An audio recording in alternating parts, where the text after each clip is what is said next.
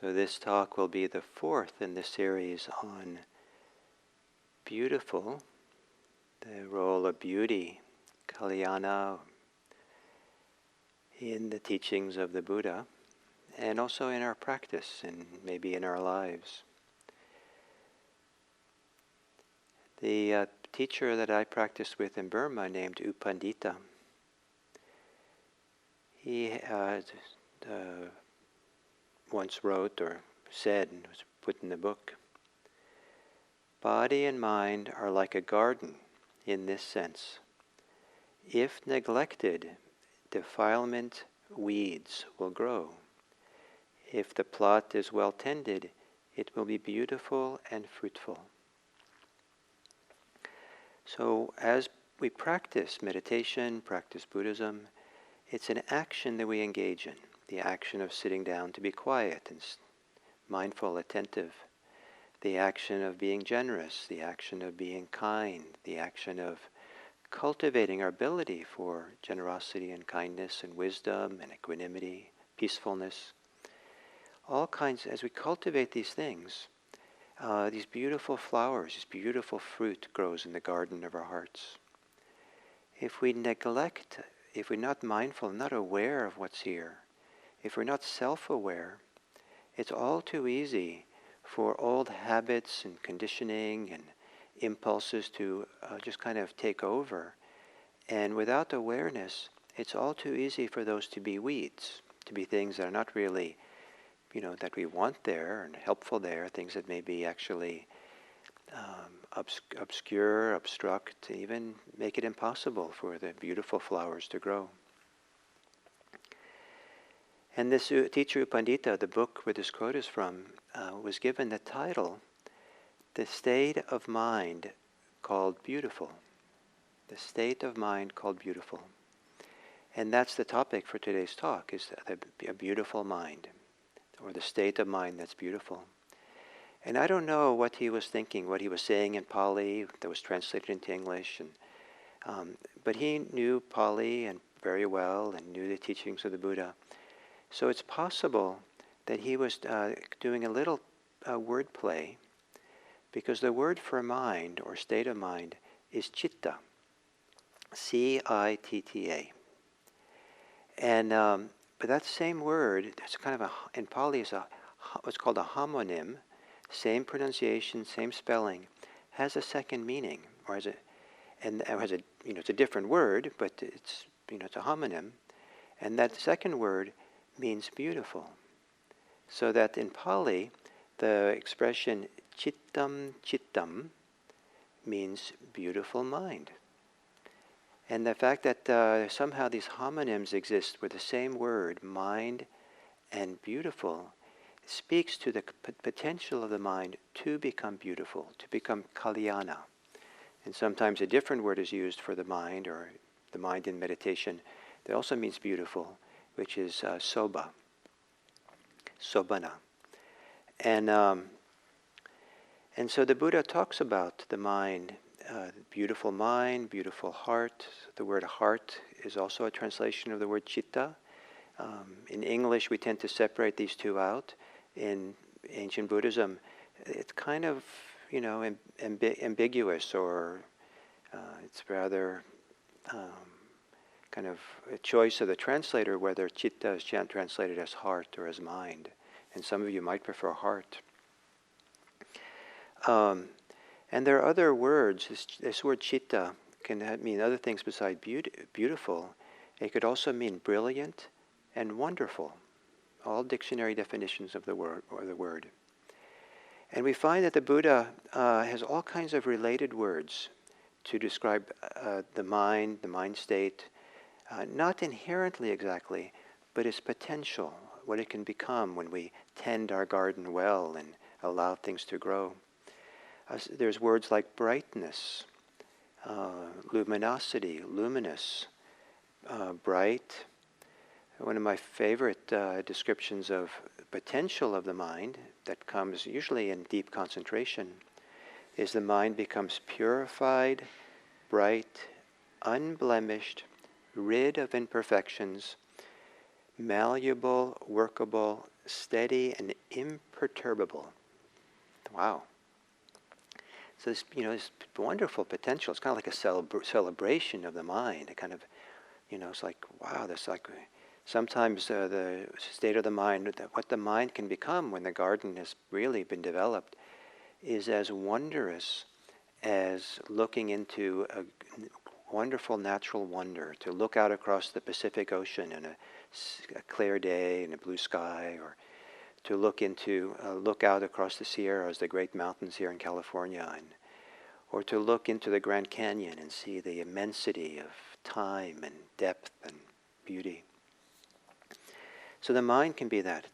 That our minds have that capacity. There's a way of discovering the mind, opening to the mind, and seeing this. That it's a wondrous thing, and that we have this potential inside. For there's something amazingly beautiful, a treasure that can be discovered or cultivated or grown inside. One description the Buddha gives is with an intellect, with a mind that is open and uncovered, one develops a luminous mind. When our mental functioning is open and uncovered. Imagine that. You're taking off the covers, taking off the hindrances, taking off the preoccupations, and it's open. We have this idea in English of an open mind. It's a beautiful mind. So open, then that we develop a luminous mind. Then there are other words that the Buddha used that also speak and kind of maybe are evocative of this potential of the mind. And maybe as you hear some of these words, maybe some point in your memory, in your life, now or in the past, you had some taste of what this could be like, maybe in meditation or something. And so not that you have to have it now, but maybe it's a little bit evocative of some taste, a smell, a sense, a memory of something. The mind's capacity for beauty and this luminosity is also described as the mind becoming clean, a clean mind, cleansed, pure. A mind also that becomes confident, concentrated, elated, and happy. Also the mind becomes expansive, a great mind, and also a peaceful mind. Furthermore, when the Buddha talks about someone becoming awakened, he actually oftentimes doesn't talk about somebody becoming awakened. He talks about it's the citta, it's the mind that is awakened, the mind that's released, the mind that's liberated. So this mind is very important for the Buddha. And this mind talks about the mind in wonderful ways. He never is dismissive of the mind, or never sees the mind as a problem or something to be liberated from, or it's the mind that's liberated. Something like what is translated into English as consciousness, vijnana, the Buddha didn't have a lot of respect for, oddly enough. So probably the English word consciousness is not the right translation, how we relate to the word consciousness. But whatever vijnana is, it can be a burden, it's impermanent, it's not self, it's dukkha, it's suffering and unsatisfactory. And we want to become liberated in a sense from it. Oddly enough, whatever that vijnana is, consciousness. But the Buddha never says that about the mind. The mind is never referred to as impermanent, not self, and suffering. Not that it is permanent or self or something else, the opposite of suffering. But somehow the mind is something which doesn't fit that category. The mind can become brittle and frightened, agitated and unsteady, sluggish and restless, confused and go wandering off. It can even be Buddha talks about a hostile mind as well. So certainly the mind can, be fragile and difficult. but the idea that, but it's, it's not that we're getting rid of the mind. The mind is being, maybe I shouldn't say this word, beautified.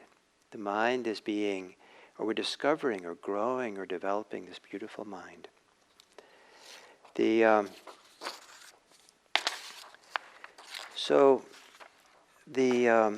How is this discovered? How do we define the liberated mind, or how do we find the beautiful mind? I can't stress enough that the Buddha considered the mind to be something that can be cultivated, something that can be shaped, something that can be conditioned, something that can be supported to grow and develop and become strong. And what that requires is action, what I talked about yesterday. And that, and so the action that's beautiful beautiful deeds, the doer of beauty reaps beauty.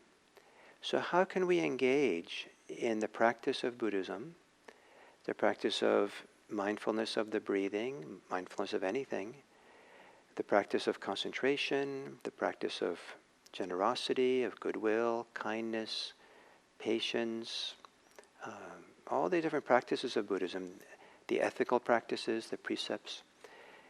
What would it mean if those actions were done in a beautiful way?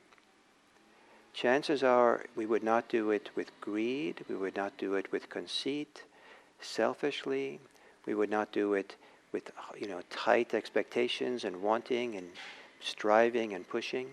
The very quality of how we would do the practice comes into play when we're looking at the quality of mind that's beautiful. And I imagine that each of you will have a different reference point for the idea of beauty. And I encourage you to do that. Find some reference point, some understanding of that inspires you or is meaningful for you. And how can you engage in your life, live in beauty, practice in beauty, keep coming back to a mind that can do things in beautiful ways.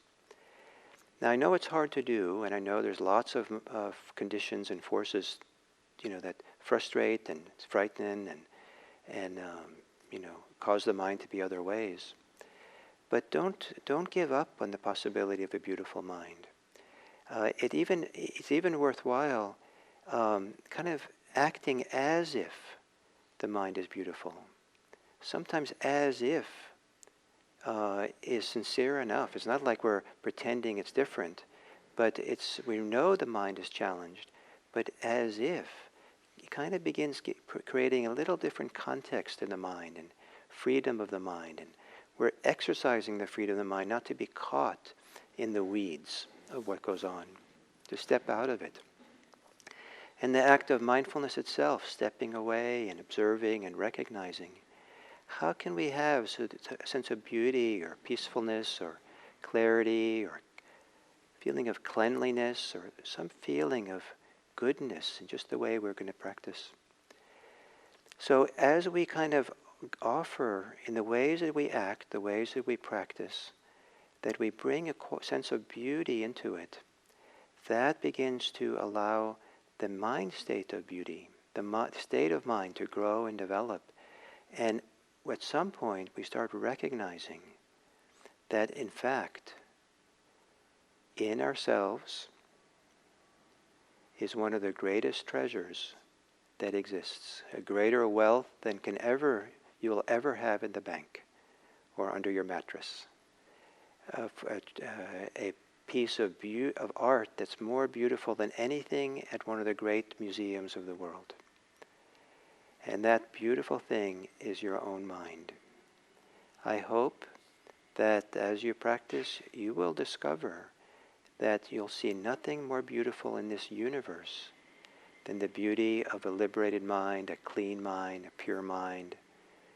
That your mind, you'll see that you have that. Amazing that should be the case. And then with that beautiful mind of yours,